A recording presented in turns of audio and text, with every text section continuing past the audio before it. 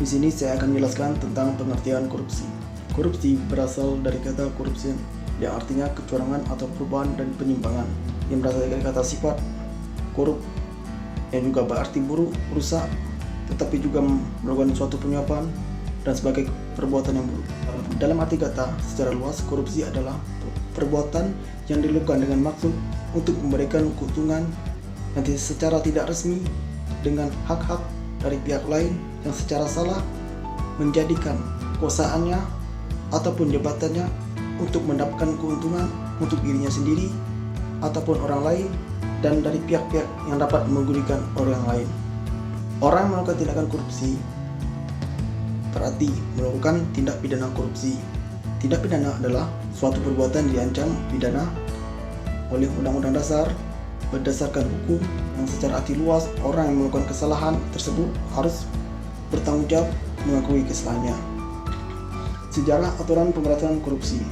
Sejarah aturan pemberantasan korupsi berawal pada dibentuknya pada tahun 1997. Isinya yaitu Peraturan Pengusaha Militer Nomor PRT /PM /06/1957 yang dikeluarkan oleh penguasa atau militer Angkatan Darat dan berlaku untuk daerah kekuasaan Angkatan Darat.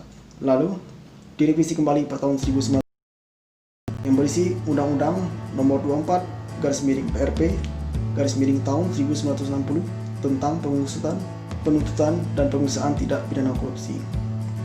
Lalu direvisi lagi pada tahun 1971 yang berisi Undang-Undang Nomor 3 tahun 1971 tentang pemberantasan tindak pidana korupsi. Lalu direvisi pada tahun 1999 yang berisi Undang-Undang Nomor 31 tahun 1999 tentang pemberantasan tindak pidana korupsi. Lalu direvisi lagi pada tahun 2001 yang berisi Undang-Undang Nomor 20 tahun 2001 tentang perubahan Undang-Undang Nomor 31 tahun 1999, dan akhirnya sekarang berlaku yaitu Undang-Undang tentang KPK, PP, Perpres, Impres, PM, Perda, dan lainnya. Jenis korupsi, yaitu korupsi ekstorsif, yakni berupa sogokan atau suap yang dilakukan pengusaha kepada penguasa. Yang kedua ada korupsi manipulatif, seperti permintaan seseorang yang memiliki kepentingan ekonomi kepada eksekutif atau legislatif untuk membuat peraturan atau undang-undang yang menguntungkan bagi pengusaha ekonominya. Yang ketiga ada korupsi nepotistik, yaitu terjadinya korupsi karena ada ikatan kekeluargaan, pertemanan, dan sebagainya. Yang keempat ada korupsi subversif, yakni mereka yang merampok kekayaan negara secara sewenang-wenang untuk dilarikan ke pihak asing atau sejumlah dengan keuntungan pribadi. Baik, sekarang saya akan menuju ke 7 jenis korupsi, 7 jenis tindakan korupsi. Yang pertama, kerugian keuangan negara.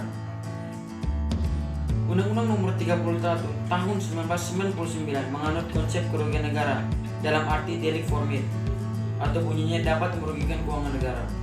Meminta diartikan merugikan negara dalam arti langsung atau tidak langsung terkait suatu tindakan otomatis yang dapat dipertanggungjawabkan negara menyetujui tindakan tersebut dianggap menimbulkan kerugian negara. Yang kedua ada suap menyuap. Untuk mengetahui pengertian suap menyuap dapat kita lihat dalam rumusan pasal 2 dan pasal 3 Undang-Undang Nomor 11 Tahun 1980 tentang tindak pidana suap. Bunyi pasal 2 sendiri yakni memberi atau menjanjikan sesuatu kepada seseorang dengan maksud untuk membujuk orang itu melakukan sesuatu atau tidak mengerjakan sesuatu dalam tugasnya. Yang ketiga ada penggelapan dalam jabatan. Penggelapan adalah suatu kejahatan yang sama dengan pencurian. Bedanya adalah pada perampokan barang yang tidak sesuai di tangannya, pencuri tersebut masih harus mengambil barang tersebut, dan pada si penggelapan si pembuat tidak mempunyai jalan konflik. Yang keempat ada pemerasan. Berdasarkan pasal 22 huruf E Undang-Undang Nomor 31 Tahun 1999 dan Undang-Undang Nomor 20 Tahun 2001, pemerasan adalah tindakan yang dilakukan oleh pejabat negara atau pejabat negara yang mendukung diri sendiri atau orang lainnya menentang hukum, atau dengan menyalahgunakan kewenangannya mendukung seseorang, memberikan sesuatu, membeli atau menerima pembayaran dengan potongan atau untuk melakukan sesuatu untuk dilakukan sendiri. Yang kelima, ada perbuatan unduhan. Untuk mengingat yang tidak tertanggal, mari kita lihat rumusan pasal 7 dan pasal 12 huruf H Undang-Undang Nomor 31 Tahun 1999 dan Undang-Undang Nomor 20 Tahun 2001. Yang keenam, bentuk kepentingan dalam pengadaan. Faktor-faktor penyebab konflik kepentingan. Yang pertama, adanya kekuasaan dan kompetensi pegawai negeri. Yang kedua, perangkapan jabatan. Yang ketiga, hubungan afiliasi. Empat, gratifikasi. 5, kelemahan sistem organisasi. Dan yang keenam, kepentingan pribadi. Yang jenis korupsi yang terakhir ini gratifikasi. Tindak pidana korupsi menerima gratifikasi yang dikeluarkan dalam pasal 12B Undang-Undang Nomor 31 Tahun 1999 dan Undang-Undang Nomor Saya akan membahas aturan atau undang-undang tentang korupsi.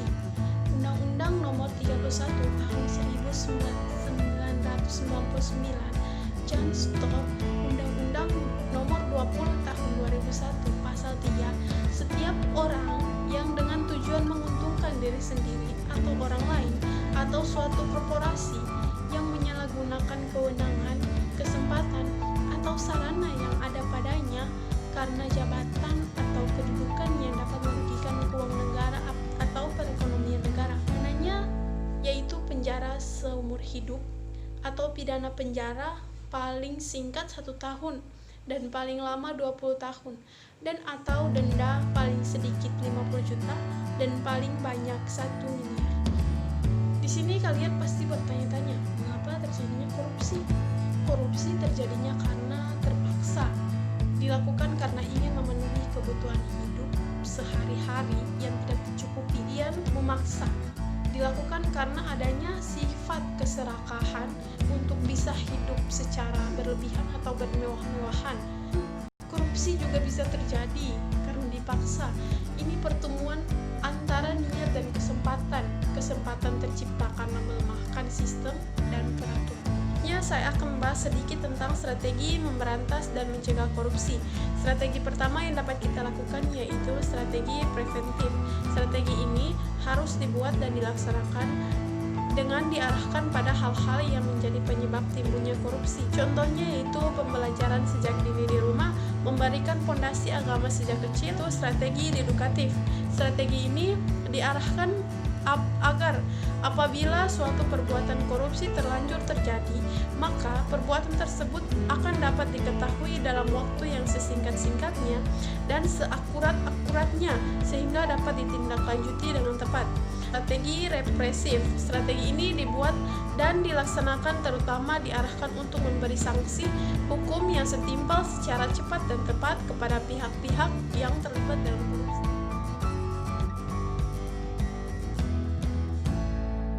Lembaga penegakan hukum dalam pemberantasan korupsi.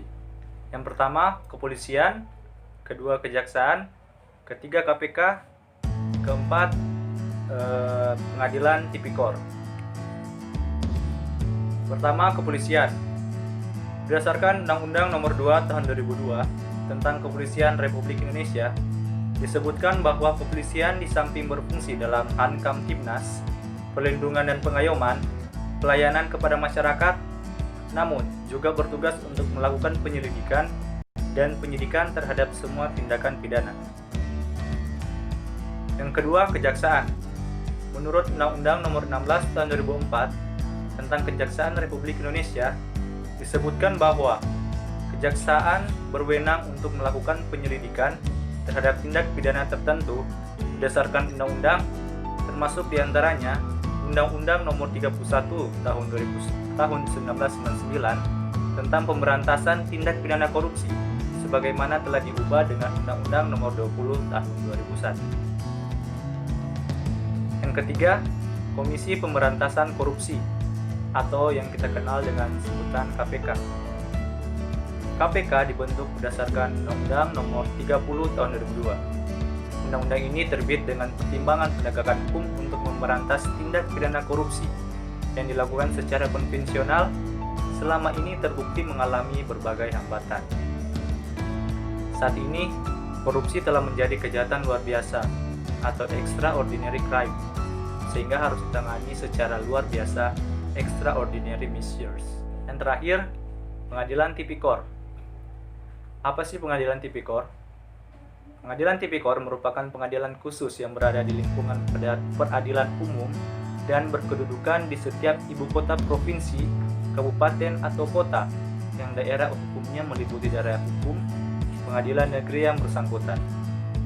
Pengadilan Tipikor diatur dalam Undang-Undang Nomor 46 Tahun 2009 tentang Pengadilan Tindak Pidana Korupsi.